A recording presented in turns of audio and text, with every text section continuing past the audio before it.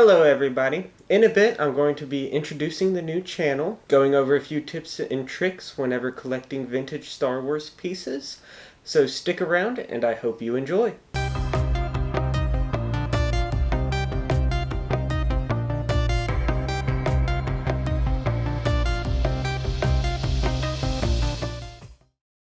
Welcome everybody, it's good to see that you stuck around. My name is Zachary and this is the new Jedi Stormtrooper channel.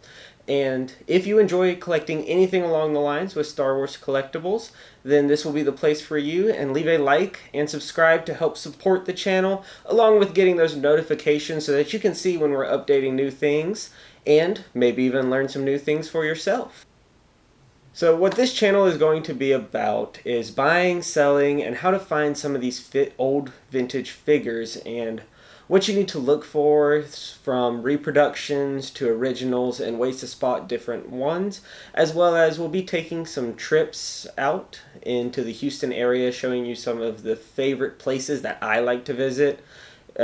Either for collectibles that to go in our collection, or even collectibles to maybe resell or fix up ourselves. First off, before you can even think about collecting anything, you need to know what you're looking for and what to buy and everything like that. So doing a little bit of research before starting really helps. One great way that we like to research in our collection is one of these books. You can get them off of Amazon. It's the Ultimate Guide to Vintage Star Wars, and it shows you all the things you can imagine with any of the figures. This is the action figures booklet from 1977 to 1985. It keeps track of your accessories of each of the figures, all the variants that were ever created. You know, there's the Han Solos that are painted legs and the Hoth Han Solos that are molded. It even tells you the difference between those two. So the research is a very good thing to do, as well as the accessories can be used for multiple different figures. So one thing that we like to do instead of flipping through the book constantly is we have a little cheat sheet that we use, and we will be showing it to everyone. And it shows all the accessories that are in the whole vintage collection.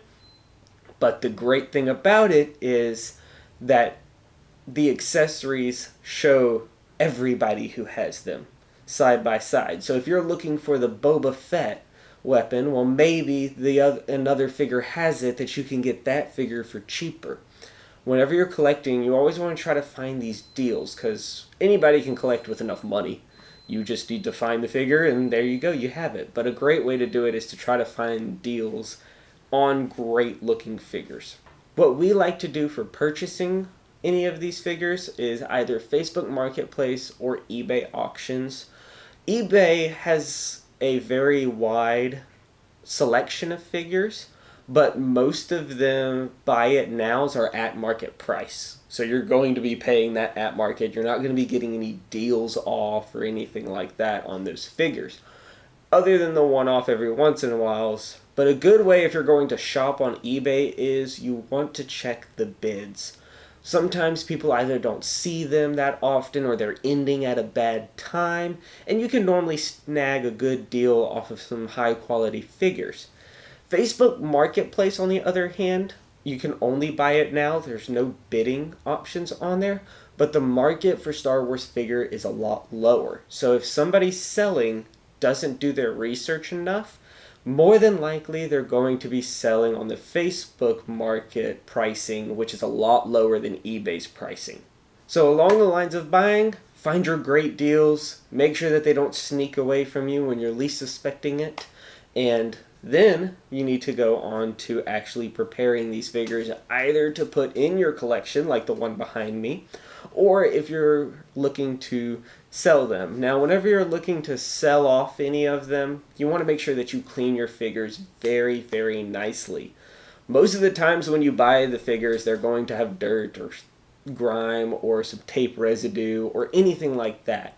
The best way to clean those are magic erasers, any of the dirt marks on the actual figures. Magic eraser is very soft on the paint. It doesn't remove it, but you don't want to use a lot of water. Just damp the sponge just a little bit and use that magic eraser to help you. That's one of my favorite things to do.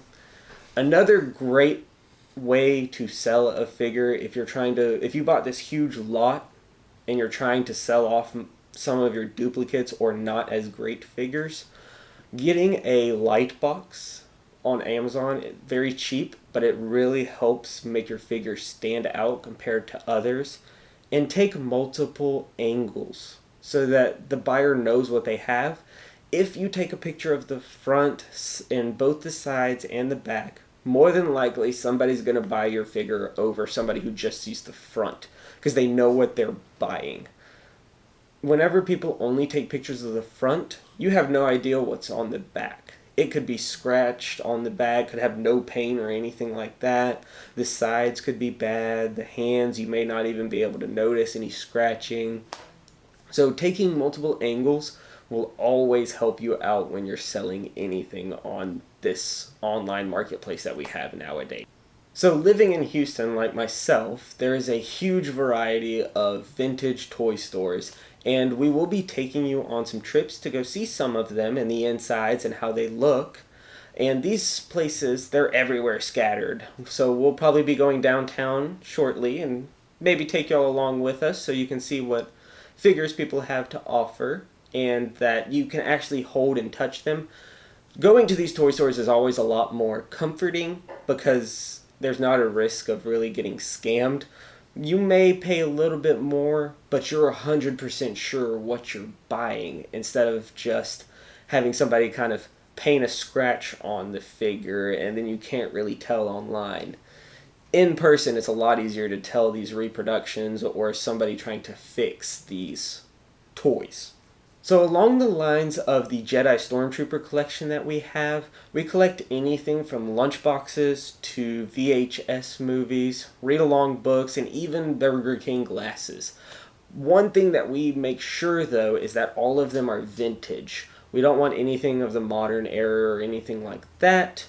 And along for our figures, we make sure that they are all loose. We don't look for graded or carded figures, because personally we like to be able to touch them and hold our figures so we can kind of look around with them and play with them like everybody used to whenever they first got them and first got them out of those boxes.